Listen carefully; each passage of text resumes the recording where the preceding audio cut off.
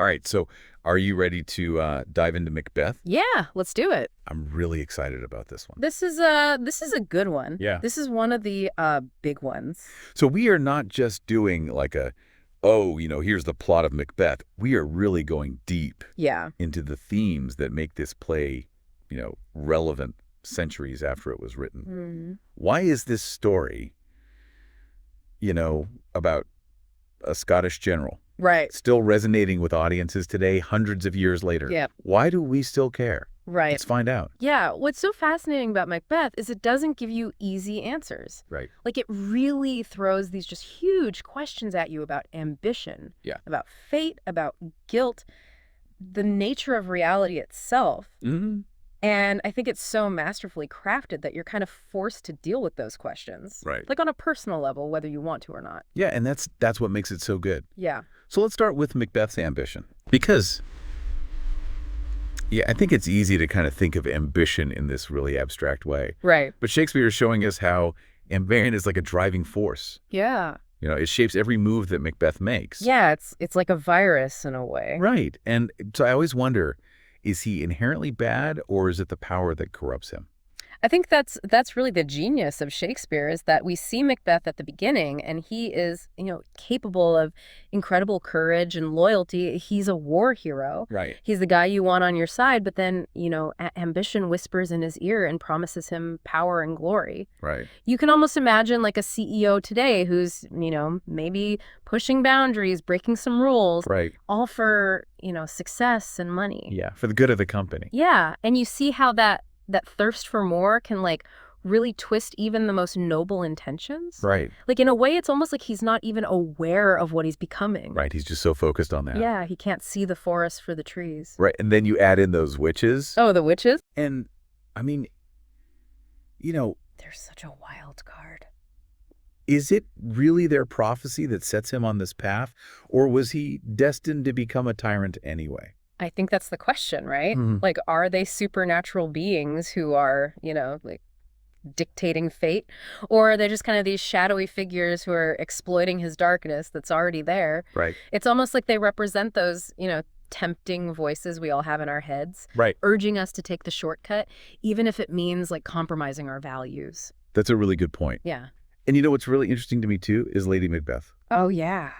Because I think sometimes people can think of her as just kind of this meek character. Right. But she's not. No, not at all. She is ambitious in her own right, and she's pushing Macbeth further than he might have gone on his own. Absolutely. And I mean, you can't talk about Lady Macbeth without talking about that unsex me here speech. Oh my gosh. Yeah. Where she basically calls on these dark forces to strip her of her femininity to make her cruel. Yeah, it's chilling. It's really chilling. And I think she really embodies those complexities of ambition, especially for women at the time. Right. She's trapped in this society that really limits her power. Mm. So she's kind of forced to manipulate the system, and she urges her husband, toward ruthlessness. Mhm. And yet she's not like a one-dimensional villain. Right. You see that she's deeply conflicted. She wrestles with guilt. Yeah. And it ultimately drives her to madness. Right. And it makes you wonder, did she actually gain power? Or did it consume her? Yeah. Or did it consume her? And speaking of guilt, the aftermath of all their crimes, Yeah. it's brutal. It's brutal. And it's not just the fear of getting caught. Right. It's like this deep psychological torment Yes. that is eating away at both of them. Yeah, it's like Shakespeare's showing us that guilt isn't just this abstract concept. Well, Like, it's a visceral experience. Yes. It manifests in your mind, in your body. Think about, like whistleblowers. Right. Or people who confess to crimes years later. Yeah. They can't escape what they did. Right. The guilt is like this haunting presence that drives them to seek some kind of redemption. You see Macbeth seeing ghosts. Yeah. You see Lady Macbeth sleepwalking, trying to wash the blood Yeah. off her hands. The blood that's not there. It's not there. Yeah. Right? And it's just so powerful. Yeah. And it's interesting, too, because, like, Macbeth almost becomes numb to it. Right. Like, he's just kind of in this, like, free fall. Right. And she can't escape it. It's like the guilt is driving her mad. Yeah. It's like it's literally consuming her.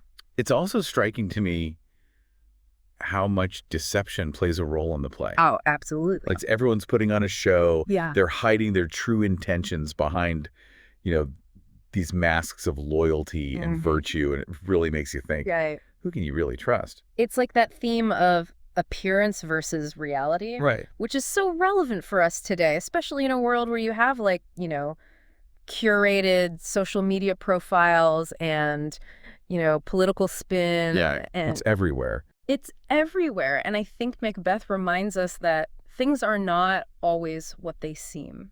Right. And it's kind of a call to be a more critical thinker, Yeah. to question motives and to look beyond just the surface. So we've covered a lot of ground here. We have. You've given us so much to think about I hope so. as we kind of wrap things up. Yeah. What would you say is the most important takeaway from Macbeth? I mean, for me, Macbeth is a cautionary tale Okay. about the dangers of unchecked ambition, the seductive allure of power, and like the profound consequences of our choices. Yeah. Like, it reminds us that even the best intentions can get corrupted, Mhm. and that the choices that we make, they ripple outward, and they affect not just ourselves, but like the world around us. It's interesting because sometimes when you read these classic plays or, these classic works of literature, Right. you can think, oh, this is, hundreds of years old. How is this relevant to me today? Yeah. But I think what you're saying really highlights just how timeless these themes are. Yeah. Shakespeare was dealing with human nature. Right. And human nature doesn't really change. Yeah, that's a great point. The specifics, the technology, the clothes, all of that changes. Right. But the core of who we are, the things that drive us, the things that we fear, Yeah. those stay pretty consistent. Yeah. And so for all of you listening out there, I want to leave you with this thought. Okay. Think about those witches' prophecies. Okay. Did they actually create Macbeth's fate?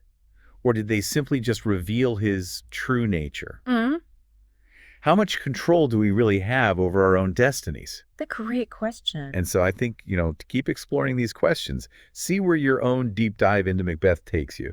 That's it. All right, thanks for joining us. Thanks for having me. We'll see you next time. Sounds good. All right, bye. Bye.